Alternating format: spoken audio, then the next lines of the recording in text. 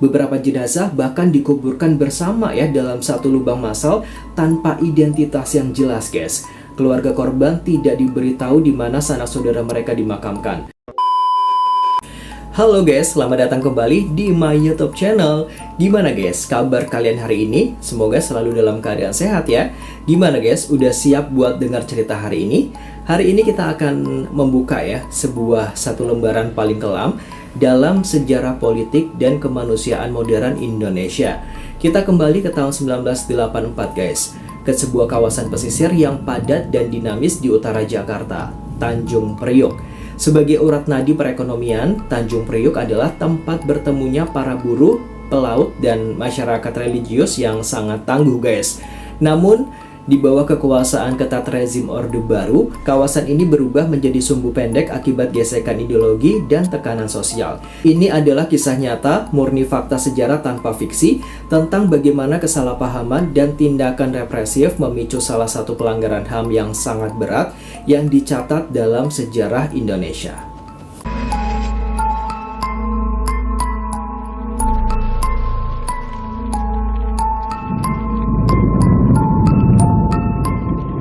Untuk memahami mengapa ketegangan pecah di Tanjung Priok pada September 1984 ya, kita harus melihat iklim politik Indonesia pada saat itu guys. Pemerintah Orde Baru sedang gencar-gencarnya menerapkan kebijakan asas tunggal Pancasila. Kebijakan ini mengharuskan seluruh partai politik dan organisasi kemasyarakatan, termasuk organisasi keagamaan, untuk menggunakan Pancasila sebagai satu-satunya asas organisasi mereka. Bagi sebagian kelompok masyarakat religius, kebijakan ini dipandang sebagai upaya pembatasan kebebasan beragama ya, dan kontrol total negara terhadap sipil. Akibatnya guys, mimbar-mimbar khotbah dan pengajian di berbagai daerah, khususnya di kawasan kelas pekerja ya seperti Tanjung Priok, menjadi tempat mengalirnya kritik tajam terhadap pemerintahan guys. Sumbu pendek itu akhirnya tersulut guys pada tanggal 8 September tahun 1984 di Musola Asadah Tanjung Priok. Insiden ini dipicu oleh penempelan pamflet pengumuman pengajian yang juga berisi kritik terhadap kebijakan pemerintah di dinding musola. Dua petugas Bapinsa datang dan memerintahkan agar pamflet tersebut dicopot.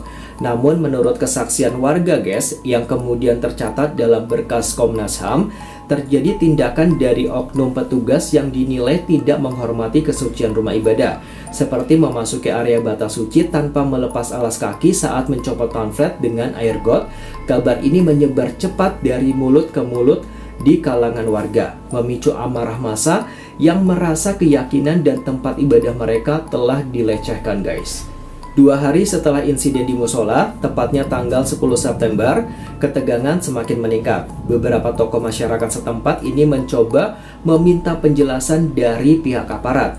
Namun, perdebatan ini berujung pada pembakaran sepeda motor milik petugas oleh massa ya yang saat itu sedang emosional guys. Merespon tindakan tersebut, aparat keamanan bergerak cepat dan menahan 4 orang warga, termasuk pengurus musola Asadah. Penangkapan ini alih-alih meredam situasi guys, justru menjadi minyak yang menyiram api amarah warga Priok guys. Warga menuntut agar rekan-rekan mereka segera dibebaskan tanpa syarat, dan jika tuntutan itu diabaikan, mereka bersiap menggelar aksi massa yang lebih besar. Puncak krisis akhirnya tiba pada tanggal 12 September tahun 1984. Sebuah panggung pengajian akbar digelar di jalanan Tanjung Priok, dihadiri oleh ribuan massa yang datang dari berbagai penjuru Jakarta Utara guys.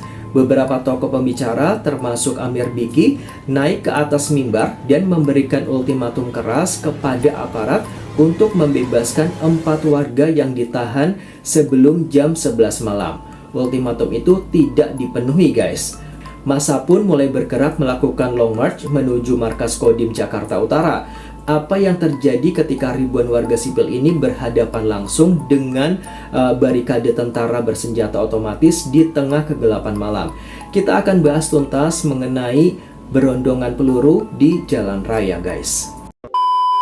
Di segmen sebelumnya, kita melihat bagaimana kebijakan asas tunggal dan insiden pelecehan tempat ibadah memicu ketegangan hebat di Tanjung Priok. Nah, penangkapan 4 orang warga membuat situasi berada di titik didih. Tepat pada malam hari di tanggal 12 September 1984 ya, setelah ultimatum pembebasan tidak direspon oleh aparat, ribuan massa mulai bergerak melakukan long march damai guys. Mereka tidak pernah menduga bahwa di ujung jalan, barikade pasukan militer dengan senjata otomatis sudah menunggu dalam posisi siap tempur. Ini adalah kronologi nyata malam paling berdarah di utara Jakarta guys. Rabu malam sekitar pukul 10 malam, selepas mendengarkan ceramah dari beberapa tokoh, termasuk Amir Biki ya, massa yang berjumlah ribuan orang, mulai bergerak guys. Untuk menjaga ketertiban, Amir Biki membagi massa menjadi dua kelompok. Kelompok pertama bergerak menuju kantor Polres Jakarta Utara, sedangkan kelompok kedua yang dipimpin langsung oleh Amir Biki bergerak menuju markas Kodim Jakarta Utara. Menurut dokumen investigasi guys, massa ini berjalan secara teratur sambil mengumandangkan takbir. Tujuan mereka sangat jelas, melakukan aksi damai dan berdemonstrasi di depan kantor aparat agar 4 rekan mereka yang ditahan segera dibebaskan atau dilepaskan. Mendekati pukul 11 malam, kelompok massa yang dipimpin oleh Amir Biki sampai di sekitar Jalan Yosudarso. Di sana, langkah kaki mereka ini mendadak terhenti ya. Jalan raya telah diblokade total oleh satu regu pasukan bersenjata dari Batalion Artileri Pertahanan Udara di bawah komando lokal. Jarak antara barisan depan massa dan moncong senjata tentara hanya sekitar beberapa belas meter aja guys. Suasana seketika berubah menjadi sangat mencekam. Aparat memerintahkan massa untuk mundur ya dan membubarkan diri. Namun massa yang merasa berada di jalan publik tetap bertahan dan mendesak agar perwakilan mereka diizinkan lewat untuk bernegosiasi. Tepat sekitar pukul 23:15 guys, tanpa adanya tembakan peringatan ke udara menggunakan peluru hampa, rentetan tembakan peluru tajam langsung dilepaskan ke arah kerumunan warga sipil. Berondongan senjata otomatis berbunyi bertubi-tubi di tengah kegelapan malam. Korban berjatuhan seketika di atas aspal. Amir Biki menjadi salah satu orang di barisan depan yang gugur di tempat ya akibat luka tembak. Massa kocar-kacir menyelamatkan diri ke dalam ganggang sempit, sementara aparat terus melepaskan tembakan untuk membubarkan sisa-sisa kerumunan. Jalan raya Yosudarso seketika berubah menjadi ladang pembantaian yang sunyi setelah desingan peluru terhenti guys. Setelah penembakan mereda, jalanan Tanjung Priok langsung ditutup total dari akses publik dan pers. Pada dini hari itu, operasi pembersihan tempat kejadian perkara dilakukan secara kilat oleh militer. Truk-truk militer dikerahkan untuk mengangkut jenazah para korban serta warga yang terluka secara misterius. TKP ini disiram air menggunakan mobil pemadam kebakaran untuk menghilangkan seluruh jejak darah sebelum fajar menyingsing. Kemana jenazah-jenazah itu dibawa guys? Dan bagaimana cara Panglima ABRI Jenderal LB Murdani membela tindakan ini di depan publik esok harinya? Kita akan ulas di segmen berikutnya mengenai manipulasi informasi dan angka korban versi negara. Di cerita sebelumnya kita menyaksikan bagaimana long march warga sipil di Tanjung Priok dihantam berondongan peluru tajam oleh pasukan bersenjata. Sebelum matahari terbit, jalanan telah bersih dari jejak darah. Ketika warga Jakarta terbangun guys pada pagi hari, tanggal 13 September 1984, kota tersebut diselimuti keheningan yang sangat mencekam. Di bawah cengkeraman ketat rezim Orde Baru, kontrol informasi langsung diberlakukan guna meredam kepanikan publik. Ini adalah bagian kisah nyata tentang pengumuman sepihak negara dan pencarian jejak jenazah yang mendadak hilang tanpa kabar. Hanya beberapa jam setelah penembakan, Panglima ABRI Jenderal LB Murdani langsung menggelar konferensi pers resmi. Di hadapan media, pemerintah mengeluarkan narasi tunggal yang menyudutkan massa. Pemerintah mengklaim bahwa aparat terpaksa menembak karena diserang oleh massa agresif yang membawa senjata tajam dan mencoba merebut senjata petugas. Dalam pernyataan tersebut guys, negara merilis jumlah korban tewas hanya sekitar 18 hingga 28 orang saja. Narasi resmi ini langsung disebarkan ke seluruh surat kabar nasional. Guna untuk menjaga stabilitas nasional, rezim memberlakukan sensor ketat. Media dilarang keras memuat foto korban, menulis kesaksian warga secara independen, atau mempertanyakan jumlah korban sejati. Bagi keluarga korban di Tanjung Priok, kenyataan di lapangan jauh lebih menyakitkan daripada sensor berita guys. Sejak subuh, ratusan keluarga mendatangi rumah sakit lokal dan RSPAD Gatot Subroto ya untuk mencari anggota keluarga mereka yang tidak kunjung pulang. Namun akses mereka ini ditutup total oleh penjagaan militer. Pihak rumah sakit dilarang memberikan informasi atau menyerahkan jenazah kepada keluarga guys. Berdasarkan investigasi lanjutan, aparat memindahkan jenazah para korban secara rahasia di tengah malam. Nah, langkah ini guys diambil agar keluarga tidak melihat langsung kondisi luka tembak pada tubuh korban yang dapat menjadi bukti kuat atas penggunaan kekuatan militer yang sangat berlebihan terhadap warga sipil. Jenazah-jenazah tersebut ternyata dibawa ke beberapa pemakaman terpencil di pinggiran Jakarta guys. Di antaranya ke TPU Mengkok di Sukapura dan wilayah Pondok Rangon di Jakarta Timur. Penguburan dilakukan secara kilat, sepihak, dan tanpa melibatkan pihak keluarga. Beberapa jenazah bahkan dikuburkan bersama ya dalam satu lubang massal tanpa identitas yang jelas guys. Keluarga korban tidak diberitahu di mana sanak saudara mereka dimakamkan, merenggut hak dasar mereka untuk menyalatkan dan menguburkan orang tercinta dengan layak. Tindakan penguburan senyap ini membuat jumlah real korban yang tewas malam itu, yang oleh kesaksian penyintas diklaim mencapai ratusan jiwa, tetap menjadi misteri yang terkunci rapat selama era pemerintahan Orde Baru. Penembakan di jalan raya telah usai dan kuburan raksasa telah diratakan. Namun bagi para penyintas yang selamat guys ya, tekanan belum berakhir. Pemerintah Orde Baru justru memulai operasi perburuan politik besar-besaran. Ratusan orang yang vokal atau dianggap terlibat dalam demonstrasi ditangkap, dijebloskan ke tahanan militer, dan diadili dengan pasal subversif. Bagaimana nasib para penyintas yang ditahan ini di balik jeruji besi? Dan bagaimana mereka mencoba merawat ingatan tragedi ini selama belasan tahun dalam bungkam. Kita akan bahas bagian penjara tanpa peradilan dan pembungkaman massal. Di segmen sebelumnya guys, kita melihat bagaimana pemerintah Orde Baru memperlakukan sensor informasi yang sangat ketat dan menguburkan para korban secara sepihak di pemakaman terpencil. Namun guys, operasi rezim tidak berhenti ya pada pembersihan tempat kejadian perkara aja guys. Aparat keamanan segera meluncurkan perburuan politik besar-besaran di seluruh Jakarta guys. Korban yang selamat, tokoh pengajian, hingga aktivis kritis yang mempertanyakan penembakan tersebut justru ditangkap dan diseret ke meja hijau guys. Ini adalah bagian penting pengadilan subversif yang membungkam yang namanya keadilan guys. Hanya dalam hitungan hari aja guys, pasca 12 September, iklim ketakutan melanda ibu kota.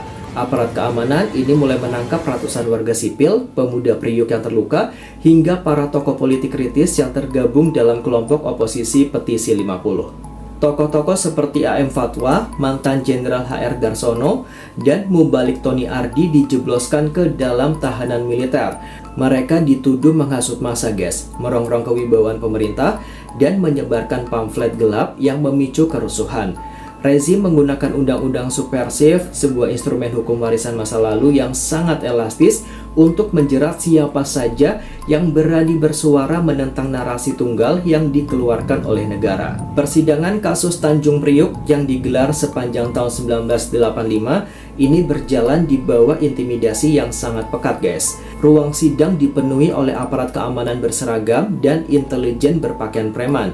Para terdakwa sipil tidak diberikan kebebasan secara penuh untuk memilih penasehat hukum, dan banyak saksi kunci dari warga lokal yang menolak hadir karena takut akan keselamatan nyawa mereka sendiri guys. Di dalam ruang sidang yang berat sebelah ini guys, posisi dibalik secara dramatis guys. Para penyintas yang tertembak dan kehilangan anggota keluarga justru didudukan sebagai pelaku kejahatan. Sementara rantai komando militer yang memerintahkan penembakan peluru tajam sama sekali tidak tersentuh hukum. Vonis berat akhirnya dijatuhkan guys. Para tokoh pergerakan sipil dijatuhi hukuman penjara mulai dari belasan hingga puluhan tahun. Mereka disebar ke berbagai penjara dengan pengawasan super ketat seperti penjara Salemba dan lapas militer Cimahi.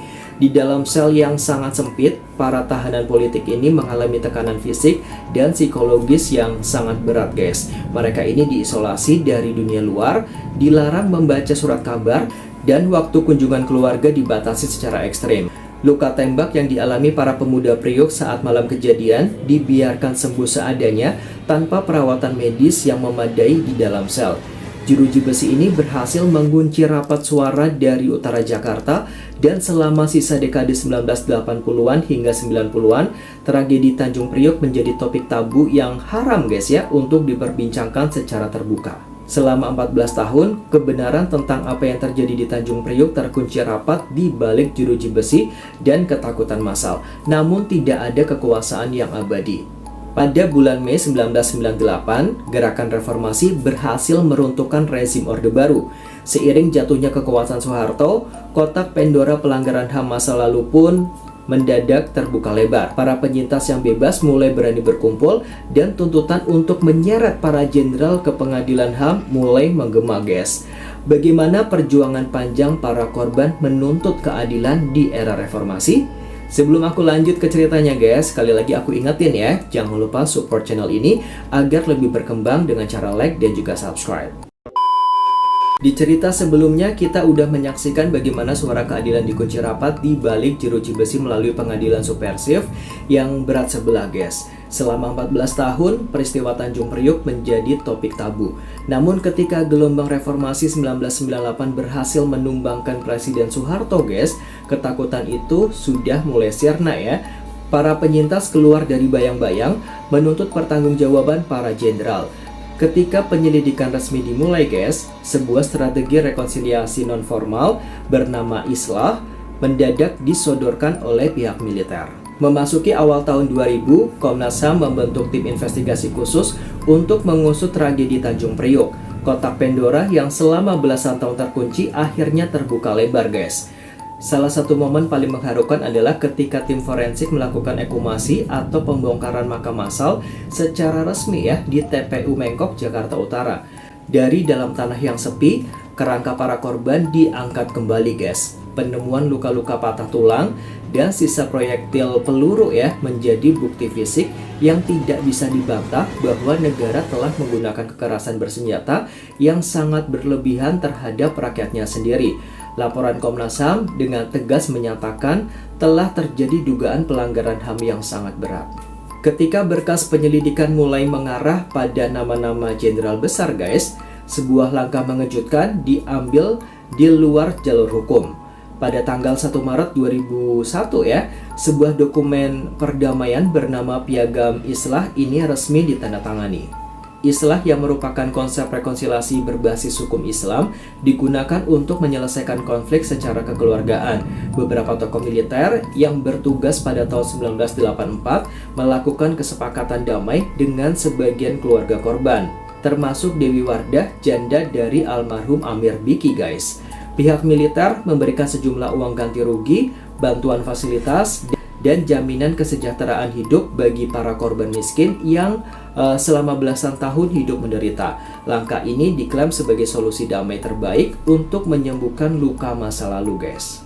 Namun guys, piagam damai ini memicu badai kontroversi baru dan membelah komunitas korban menjadi dua kubu, yang menerima Islah dan yang menolak keras. Kelompok yang menolak, didukung oleh para aktivis HAM dari Kontras, menilai bahwa Islah sengaja digunakan oleh para pelaku sebagai tameng hukum demi menghindari pengadilan. Mereka menganggap keadilan sejati tidak bisa dibeli dengan segepok uang ganti rugi. Perpecahan internal ini sangat menyakitkan guys. Sesama penyintas yang dulunya berbasis bersama menembus peluru di jalan raya, kini saling tuduh dan tidak bertegur sapa. Meskipun perjanjian damai telah ditandatangani, desakan internasional dan domestik memaksa kejaksaan agar proses hukum pidana tetap berjalan. Pertarungan di luar persidangan telah memecah suara para penyintas guys. Namun roda hukum formal menolak berhenti ya. Pada tahun 2003, DPR dan pemerintah akhirnya meresmikan pembentukan pengadilan HAM ad hoc pertama di Indonesia untuk menyidang kasus Tanjung Priok. Para perwira militer bersiap duduk di kursi pesakitan guys. Namun akankah pengadilan baru di era demokrasi ini mampu memberikan keadilan mutlak? Ataukah persidangan ini justru berakhir anti klimaks ya? Kita akan saksikan babak penentuan ini di segmen terakhir ya, yaitu kegagalan pengadilan HAM ad hoc dan janji kompensasi yang sirna.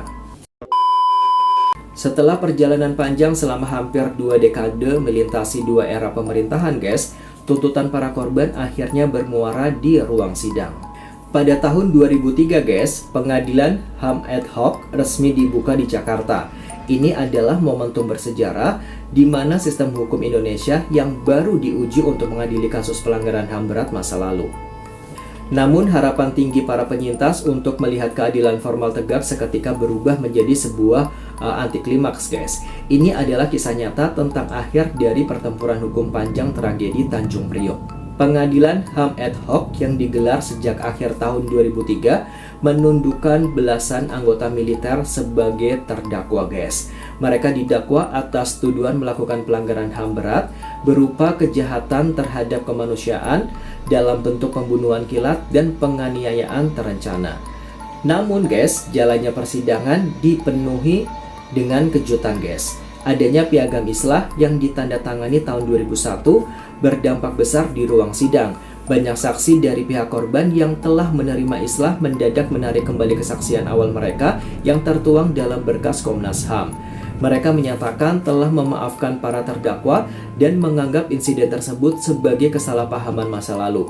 Meski begitu, pada tahun 2004, Majelis Hakim tingkat pertama tetap menjatuhkan vonis bersalah dengan hukuman 2 hingga 3 tahun penjara bagi beberapa terdakwa. Kemenangan hukum para korban ternyata hanya bertahan sebentar loh guys. Para terdakwa segera mengajukan banding ke pengadilan tinggi hingga akhirnya kasus ini bergulir ke tingkat kasasi di Mahkamah Agung. Pada tahun 2005 hingga 2006, Mahkamah Agung mengeluarkan keputusan yang menganulir seluruh vonis bersalah dari pengadilan tingkat pertama. Majelis Hakim Agung memutuskan untuk membebaskan seluruh terdakwa dari segala tuntutan hukum guys. Pertimbangan hukum menyatakan bahwa tindakan penembakan malam itu bukan merupakan pelanggaran HAM berat yang terencana ya, melainkan tindakan spontan aparat dalam kondisi darurat untuk membela diri dari kepungan massa. Keputusan inkrah ini meruntuhkan seluruh harapan hukum formal para penyintas guys. Secara hukum pidana, kasus ini telah ditutup dengan vonis bebas bagi seluruh terdakwa. Namun bagi para penyintas yang menolak islah, perjuangan beralih ke ranah pemulihan hak.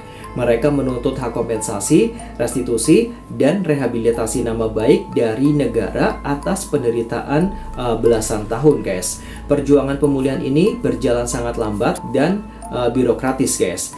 Baru pada akhir tahun 2020 melalui keputusan pengadilan dan koordinasi dengan LPSK, pemerintah menyerahkan dana kompensasi kepada sejumlah keluarga korban selamat. Bagi para korban, uang ini bukanlah pengganti nyawa atau tebusan atas ketidakadilan di pengadilan, melainkan sebuah pengakuan formal yang terlambat bahwa mereka adalah korban dari sebuah tragedi nyata yang pernah coba dihapus oleh yang namanya kekuasaan. Tragedi Tanjung Priok 1984 adalah potret buram dari sejarah kelam perjalanan bangsa Indonesia menuju demokrasi. Peristiwa ini menjadi pengingat abadi tentang bahaya nyata ketika senjata negara yang dibiayai oleh rakyat justru berbalik arah digunakan untuk membungkam aspirasi rakyat itu sendiri guys. Pengadilan mungkin telah membebaskan para pelaku, dan waktu mungkin telah mengubah wajah jalanan Tanjung Priok menjadi pusat ekonomi yang modern. Namun guys, memori tentang berondongan peluru di malam kelam itu akan selalu hidup dalam ingatan kolektif sejarah kita. Karena bangsa yang sangat besar adalah bangsa yang berani merawat ingatan, bukan menguburnya dalam keheningan. Oke guys, itu tadi kisah tragedi Tanjung Priok yang terjadi pada tahun 1984. Sampai di sini dulu video aku kali ini guys. Jangan lupa support terus channel ini agar semakin berkembang dan semangat buat bikin kontennya. Sebelum aku akhiri videonya guys, jangan lupa untuk like, comment, dan subscribe. Thanks for watching and see you next video guys. Bye bye.